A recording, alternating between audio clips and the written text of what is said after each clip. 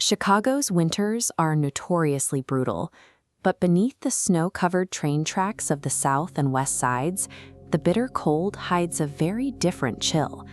For decades, these desolate alleys and abandoned blocks served as an active, uncontested hunting ground. Over the course of 20 years, more than 50 women were found dead across these neighborhoods. They were marginalized African American women, struggling with poverty, discarded in empty lots and trash bins. The Chicago Police Department viewed these bodies as isolated incidents. Detectives often categorized the deaths as accidental overdoses or routine disputes, a practice that kept these cases off the homicide ledger. By mislabeling these deaths, the department maintained a lower murder rate, but they also inadvertently buried the evidence of a serial predator operating in plain sight. That cover lasted until an investigative journalist named Thomas Hargrove stepped in. He launched the Murder Accountability Project, designed to look at data humans were ignoring. Hargrove's algorithm ingested chaotic databases of unsolved homicide records nationwide, sorting them for hidden connections. When the data settled, the map revealed a concentrated statistical anomaly pulsing directly over Chicago, a dense cluster of deaths human detectives missed entirely.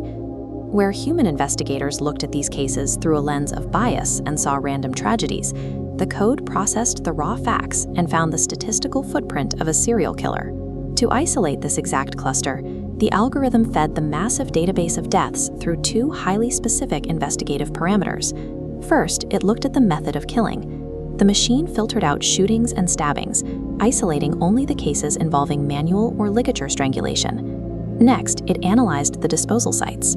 By filtering for victims found specifically in city garbage bins and vacant lots, the hundreds of dots dropped down to exactly 50 locked targets. These filters revealed a chilling signature. The attacker consistently stripped the victims to destroy forensic fibers and relied on the city's own waste management infrastructure to conceal the bodies. This statistical consistency indicated a distinct serial profile that had gone undetected for decades. This data led to three main theories.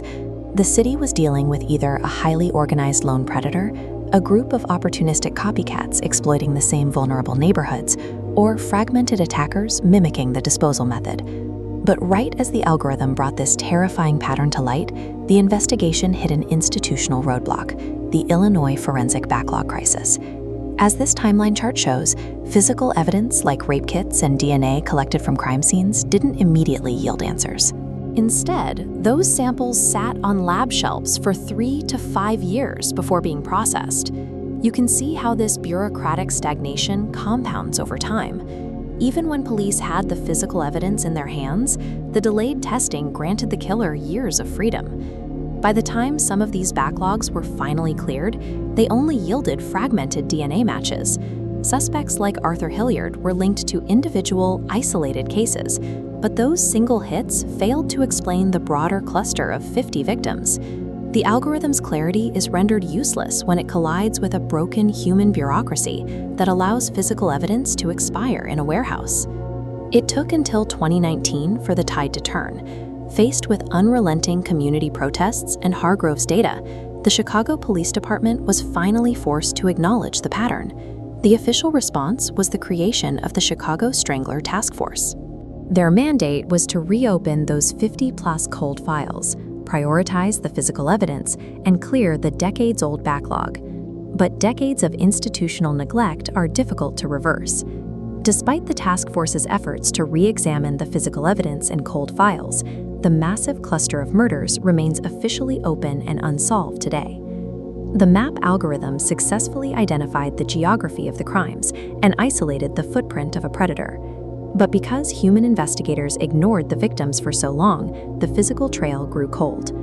We live in an era where algorithms can identify patterns invisible to the human eye, but actionable data is worthless if the institutions in charge refuse to value the victims.